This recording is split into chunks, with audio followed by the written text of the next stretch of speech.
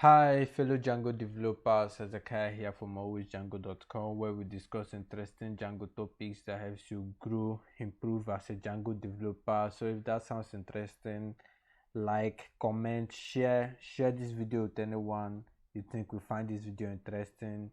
Let's get into it. So today we are going to discuss how to use Django ROE path method for URL routing, right? So like always, we have an article here on alwaysdjango.com. I'll leave a link to it in the description. You can go check it out. We are just going to reference this article here, right? So what is the Django ROE path?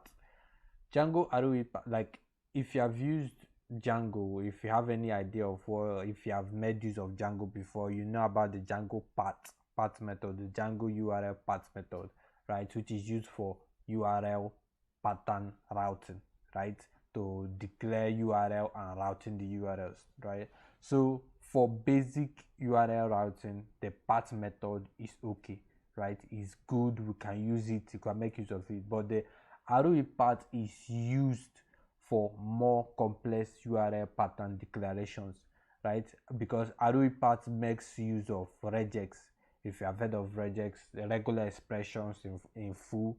Regular expressions is just literals that are used to declare how a string would look like, right?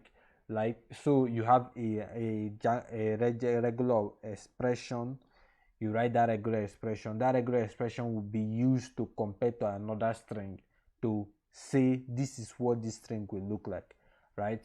So there are some regular expressions here. There are some expressions here that I think these are not by any means all the expressions you can find. There are many more expressions, regular expressions you can find, right? So but these are common ones I know that you most probably need to make you basic use of the ROE part in Django. So this is the cap, let's call it that, the on the cap sign. It should be above your 6. That's if you hold your shift on your keyboard and press 6, you get this sign, right? So it signifies the start of a string or a line.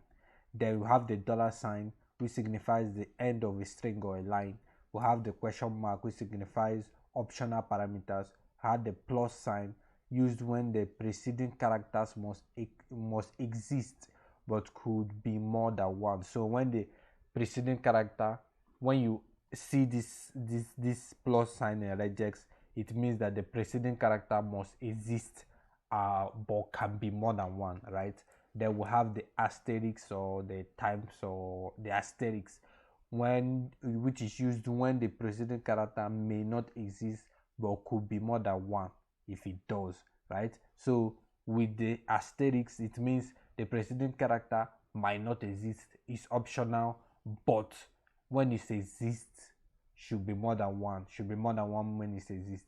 So you can see the asterisk as maybe a combination of this and this, right? Then we have this curly brackets, then a number in between. This is used to count the preceding character. Here it means that the preceding character must be 4 in length, right? So this is used to count the preceding character. It means that the character, if you have 5 here, it means that the preceding character must be 5 in length, right?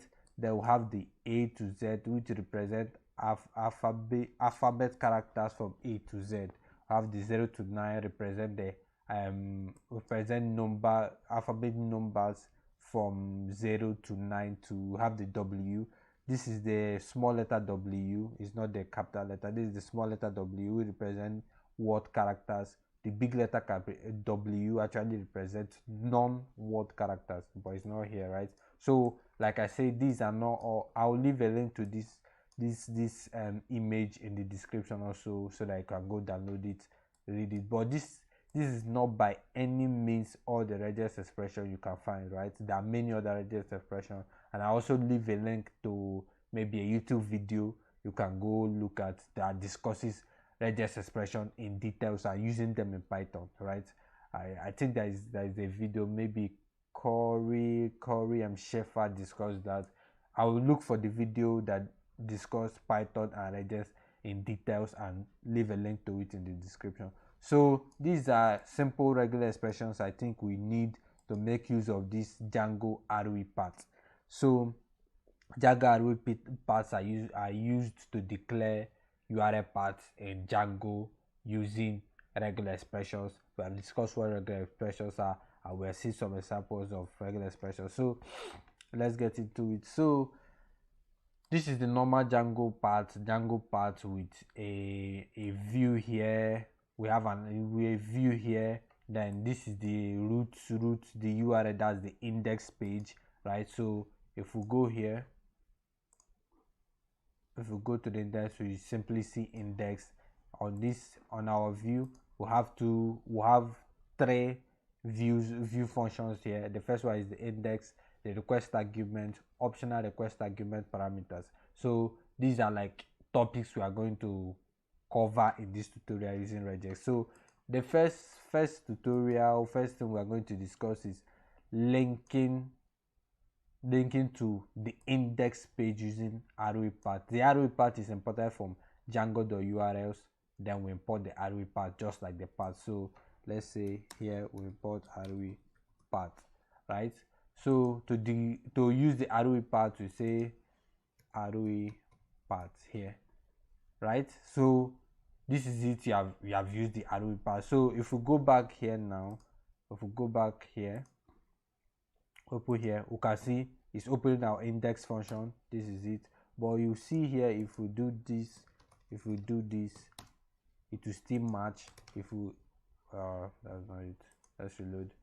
If we do this, it will still match. If we do this, it will match. So this regular expression here, this expression here is matching everything. So to use regular expression, we say arrow. This arrow means raw literals. So arrow, we say that this means the start of a string, then this means the end of a string. That's going by what we discussed here. This means start of a string, this means the end of a string, right? So what this expression means now is our regular expression now means this is the start of the string and this is the end of the string, which means this literal is empty. That's what we are trying to say here. So this literal is empty. What we are referring to here is an empty literal. So if we go back, if we reload now, you can see it doesn't match. But if we go to the index, if we go back to the index, you can see it matches, right? So this is used for index URL. So the ROE path is as simple as the normal path. You can do this ROE path, then we said R, then we said we use the R, which means raw literals. You can say arrow, then we say maybe add or something like that. Then let's link to the index also. So our server is reloading. Let's reload, then go back. This is it. This is like at this point, up to this point, is basically just like the path, right? Apart from maybe discussing linking to the index, is basically just like the path. You can do normal URL, the normal using of strings, normal maybe add let's say numbers 1 and 2, let's say this and this, let's say this, something like this. So the ROE part at this point is just like the normal part you use in Django. There is really no new stuff. So we get this. So the next bone of contention here will be we have talked about linking to the index page, linking to an index page. Now what we are going to talk about now is using the linking to request argument, using request argument with the ROE part of Django. So like if you are using path, we know that in Django we can say this, then we say this, right? So we are using this now to pass an argument to this function so that we can use it in this function, which is called the request argument, right? So how to do this with the ROE part, right? To do this with the ROE part, that's where we talk about something called named groups, right? named groups are used to group expressions together. Let's say array part. Let's say we have a part here. Let's go to a chat room. Then to use the group together, to group a regex expression together, we use this. This means group these two together. We forgot our R here. This means group this means any expression we have in between these brackets, now, we act as one expression, we treat it as one expression. So this is what is called named groups. So to use request argument, we say $P, then we give the name of the request argument. Let's say the name of the request argument is chat room. Then we say this W plus, right? So going back to our slide here, going back to this image here, we said W represents word characters and plus is used when the preceding character must exist but could be more than one, right?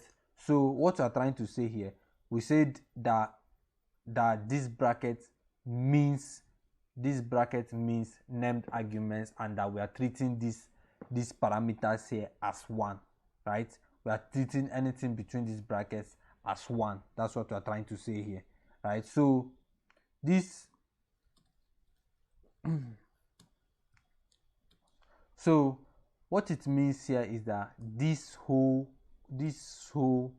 expression here now is one. So this means that we are passing in a request argument with the name chat room, and this chat room is a word character, like we said here, is a word character and must be one or more. Must be one character or more. That means it cannot be empty, right? So we close off here and we say we have ended, right? So this is the end of this regex expression here. So let's use this here. Let's use this here. Request room. So this is the end of the regex. Without adding this here, which signifies the end of the regex expression, it means the expression can increase. That means we can add other things here. In the URL part, we can come here and add, maybe we call it chat, then we now say this, then we close this. It means we can continue without this dollar sign here. It means this regex expression can continue, but with this here means we have ended this expression, we have ended this URL pattern declaration. So let's say our part should be chat, then the name of the chat, then slash, then the end. So let's try that. Say chat, the name of chat, and slash, let's end there, right? So request argument, the name of chat. So let's say the name of chat is always Django, right? So this is how you use request arguments. This is how you create request arguments with Django ROE part. You use the named group. This bracket here means named group. You add this question mark, capital P, then you use this arrow brackets, if I could call it that, this arrow bracket, this one here, close it, then you give it the name of the argument you want, then you say the type of character you want, maybe word characters or maybe non-word characters. You can also, maybe you say you want to accept and maybe yeas. You want to accept yeas in this argument. You want to use only yeas, and we know, what do we know about yeas? Yeas should be maybe possibly four numbers. That's maybe something like 2009. You say 2019, right? 2005. You say 2005, right? So to do that, we can come here now. Let's go back to our slide. If we go back to our slide, we said 0 to 9 represents number characters, right? So we can say 0 to 9, right? we say 0 to 9. Now we want to make sure that this should be only 4 characters. And what we do talk about here, we talked about use to count the preceding character. So we can use this curly bracket here, declare the number of characters, the length of the character that we want. In this case it's 4, because there are 4 numbers that we want: 2009, 2019. That's 4 characters. So we can say this for this, right? So what this means here is that this chat room, this argument here, should be a number character that is of 4 characters length, or a number character that is of 4 literals length. Let's say it like that. So if we go here, if we refresh now, you can see the parameter, the request is not correct. The request parameter is not correct. But if we come here and say 2019, you can see it's right? Because we are using only numbers here, and it is 4 in length. If we say maybe this is more than 4, so it did not pass. So already you can see the importance of ROE path. You can see the age we have using ROE path than using path, the normal Django.url path, the normal Django.url path here. You can see that with the Django URL path, you can make such complex and maybe straight forward and maybe with this right now you are even streamlining, maybe preventing yourself from the whole maybe coming to this view function and maybe making sure, maybe write a try catch here and try to convert this chat room, try to convert it into an integer, and maybe you catch the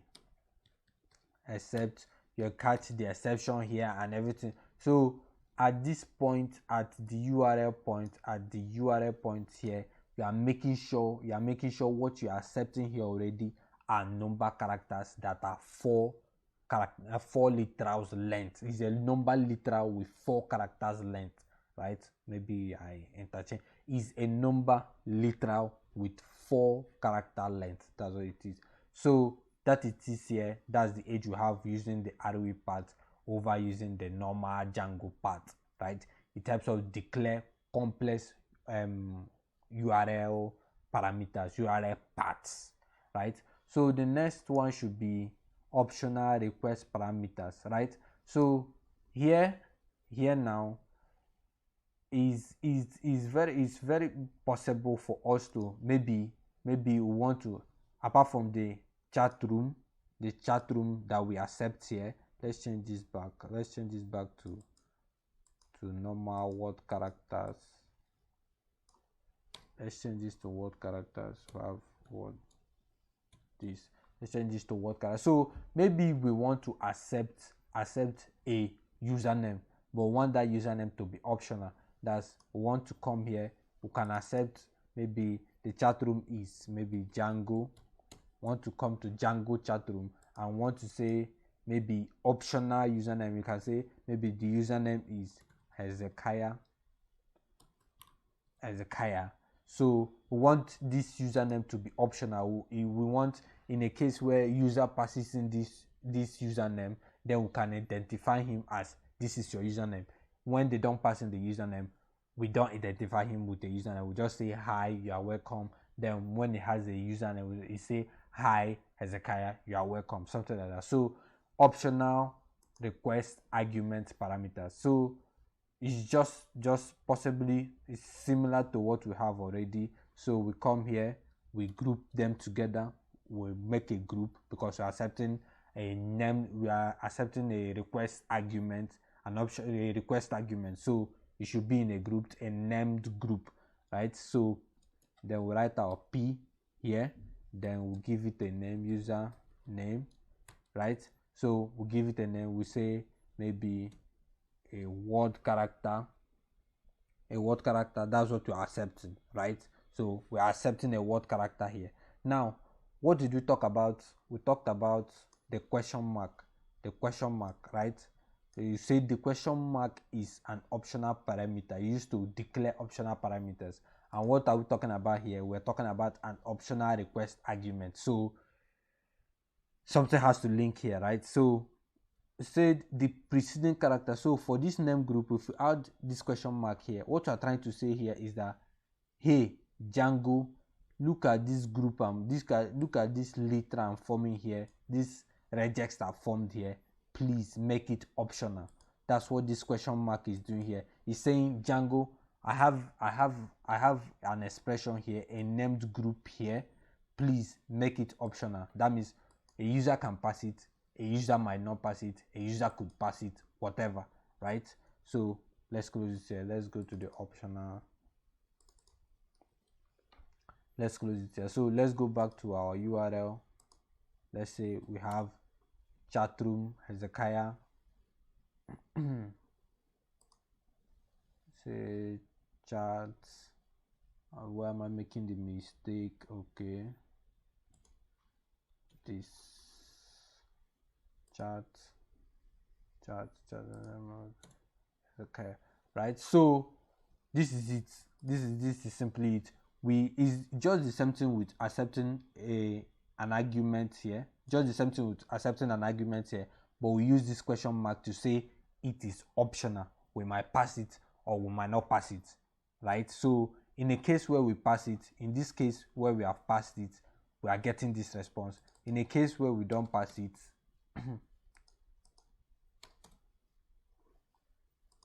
in a case where we don't pass it, I guess we are making a mistake somewhere. Where am I making the mistake? Where am I making the mistake? Let's take this out.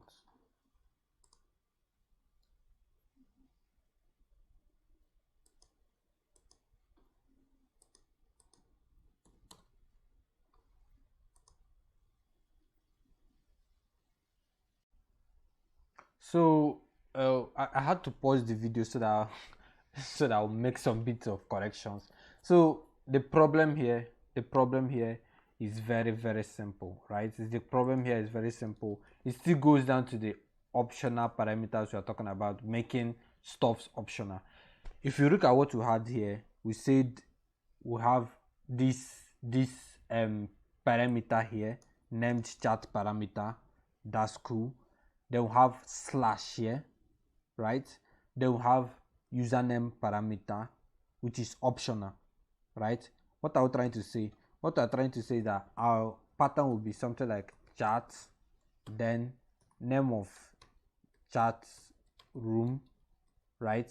Slash, right? Then something here will be optional.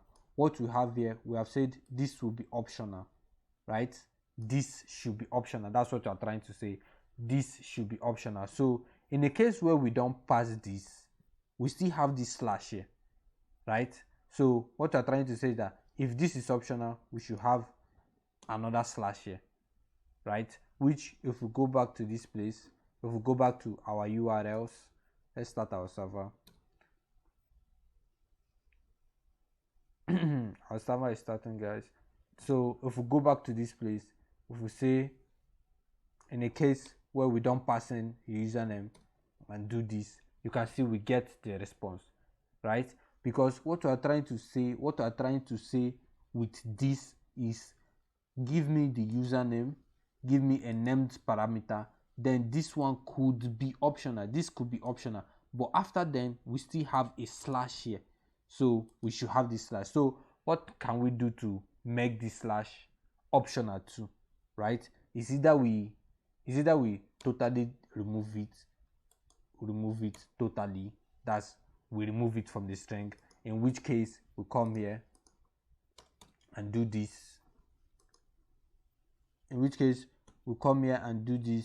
if we do, okay, here is working. So to make it optional, what do? We say this, right? So what we are trying to say with this now, we are trying to say, give me the chat room, give me the name of the chat, give me the username, which is optional, then give me this slash, which is also optional, right? So if we come here and do this, we have this, right? So, or we come here and do this, we have this, right? So what my mistake was that I was not making this slash optional, right? This slash should be optional, so we use this question mark here to make the slash optional. Just like this named argument here is optional, this slash should be optional. If it's not optional, the parameter we expect you to pass in slash then another slash, right? So that is it, guys. That is it. That's really how this is basically the things you need to know to start making use of the ROE part. I would recommend strongly you go and look at other regex expression. What we have here is very small. What we have here, trust me, there are many other regex expressions.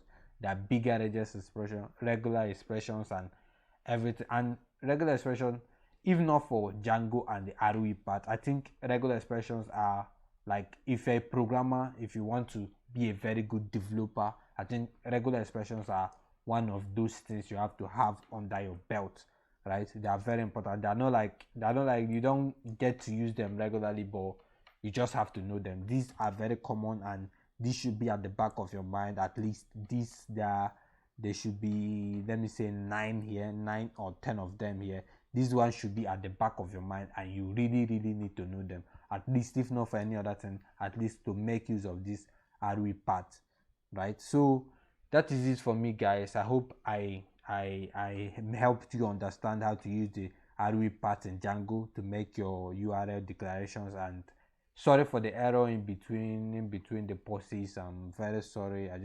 I kind of forgot about this, and that's it. So peace, guys. Just take care, have a nice day. Like, subscribe, share, turn on the notification so that you stay in touch. We are discussing everything about Django. Always Django, always Django, always Django. That's it for me, guys. Peace from me to you. Peace.